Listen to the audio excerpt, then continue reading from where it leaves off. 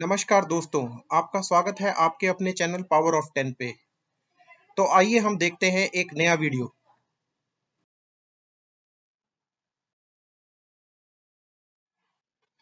सफल होने के लिए आपके पास एक अच्छी नेटवर्किंग होनी चाहिए। नेटवर्किंग कुछ और नहीं, बल्कि जरूरत के समय एक दूसरे की मदद करना है। हम सभी को हर पल कई इश्यूज का सामना करना पड़ता है।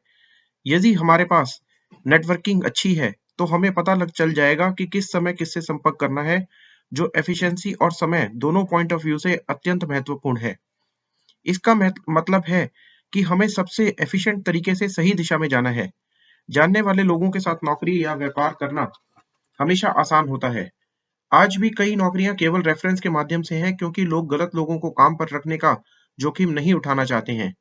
आइए अपने जीवन में नेटवर्किंग को बेहतर बनाने के लिए कुछ तरीके डिस्कस करते हैं। First, make a strategy for networking.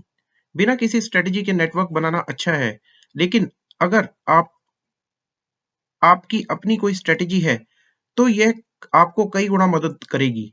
उदाहरण के लिए, आप मुंबई में कुछ बेचना चाहते हैं, तो आप केवल दिल्ली में नेटवर्क बनाने पर ध्यान केंद्रित कर रहे हैं। मैं आपको केवल मुंबई में नेटवर्क बनाने और दिल्ली के लोगों को छोड़ने के लिए नहीं कह रहा हूं, बल्कि आवश्यकता के लिए डिजायर्ड एरिया पर ध्यान केंद्रित किया जाना चाहिए।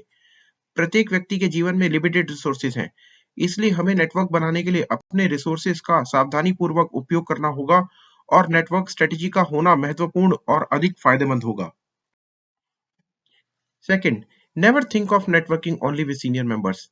मैंने कुछ मामले देखे हैं जहां लोग सीनियर मेंबर्स के साथ ही अच्छा नेटवर्क बनाने की सोचते हैं। मैं यह कहूंगा कि सीनियर मेंबर्स के साथ नेटवर्किंग बनाने से पहले जूनियर मेंबर्स और पीयर्स के साथ अच्छा नेटवर्क बनाना अधिक महत्वपूर्ण है। दरअसल ये जूनियर मेंबर्स ही होते हैं जो सीनियर मेंबर्स के आंख कान होते हैं। साथ ही आपको जूनियर मेंबर्स के साथ नेटवर्किंग के लिए बायस्ड अप्रोच नहीं रखनी चाहिए। यह बात आपके करियर में किसी सीनियर पर्सन या पोजीशन पर पहुंचने के बाद भी लागू होती है। You will still be needing to have good network across all the hierarchy. Be active participant during meeting and seminars. हम सभी अलग-अलग सेमिनार और वेबिनार्स में भाग लेते हैं। यह महत्वपूर्ण है कि सेमिनार के दौरान और बाद में आप एक्टिव रहें। लोग आमतौर पर एक दूसरे से मिलने से कतराते हैं और अपने छोटे-छोटे समूहों में चर्चा करते रहते हैं। यदि आप प्रत्येक ऐसी मीटिंग के दौरान एक्टिव रहते हैं या फिर कनेक्शन या नेटवर्क बनाने में सक्षम हैं, तो यह आपके लिए लॉन्ग टर्म में फायदेमंद है। साथ ही आप ऐसे हर नए अवसर पर 5 से 10 बंदों से मिलने का टारगेट बना सकते हैं।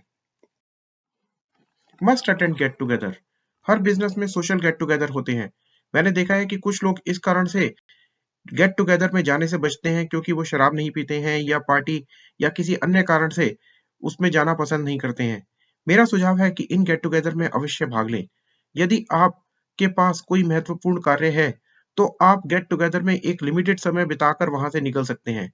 कई इनफॉर्मल टॉक्स जो आप रेगुलर बिजनेस के दौरान नहीं कर सकते, वहां पे एंजॉय कर सकते हैं।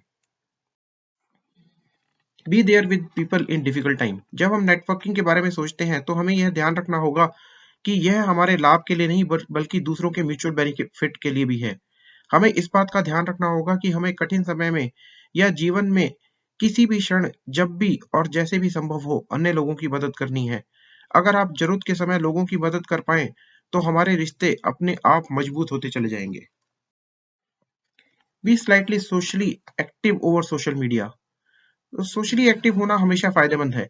इसके द्वारा मैं आपको लंबे समय तक सोशल मीडिया पर रहने की सलाह नहीं दे रहा, लेकिन जैसे नए साल है, त्योहार हैं, इस तरह के जो ओकेजन्स हैं, लोगों की जन्मदिन, सालगिरह आदि पर आप बधाई संदेश भेज सकते हैं। हो सकता है इसके लिए आपको प्रतिदिन 15-20 मिनट लगें, लेकिन नेटवर्क में इम्प्रूवमेंट करने का ये एक बहुत अच्छा तरीका है। Be specific to the point. Network बनाते समय जितना हमारे पास टाइम अवेलेबल हो और जो सामने वाले की रुचि हो, या कहानी, यहाँ पर कहानी या बैकग्राउंड बनाने के बजाय आप, हो सकता है आपको सीधे टू द पॉइंट आने की आवश्यकता हो। यह भी जरूरी है कि जो आप चर्चा कर रहे हैं, आप बहुत ज्यादा स्ट्रेट फॉरवर्ड ना हो, और ये भी ध्यान रखें कि दूसरा व्यक्ति अपना फोकस लूज ना करे जब वो आपसे बात कर रहा है। Make friends. यहाँ हमारा इरादा नेटवर्किंग में सुधार करने का है, वहीं हमें दोस्त बनाने का भी प्रयास करना पड़ेगा। इसका मतलब यह नहीं है कि उनमें से प्रत्येक के प्रति आप बहुत सारा टाइम लगाएं, परंतु विश्वास या समझ का स्तर ऐसा होना चाहिए कि लोग आपके साथ एक जनरली फ्रेंडली रहें। एक आपको ट्रस्ट का एटमॉस्फेयर बनाना पड़ेगा और आप और अधिक उपयोगी तरीके से दूसरों की मदद कर सकते हैं, उनकी मदद ले सकते हैं।